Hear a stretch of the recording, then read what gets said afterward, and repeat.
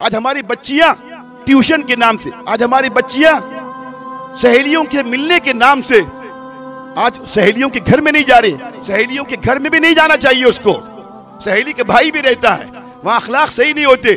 लेकिन एक बड़ी तादाद हमारी बच्चियां ट्यूशन के नाम से और सहेलियों के घर में जाने के नाम से, हत्ता कि अपने रिश्तेदारों के यहाँ जाने के नाम से होटलों में जाके मौज मजा कर रही है। बड़ी बच्चियां नहीं, 8वीं में पढ़ने वाली, 9वीं में, 10वीं में, 11वीं में पढ़ने वाली बच्चियां, दीनदार घरानों की बच्चियां, और उनको पता भी नहीं चलता माँ मुतमईन है ट्यूशन से आ रही है। ट्यूशन कौन करते हैं? जो बच्ची कमजोर होती है। आप घर में पढ़ाइए, अपनी निगरानी के अंदर पढ़ाइए, जाके शिकायत कीजिए स्कूल के अंदर, मदरसे के अंदर क्या कमी है।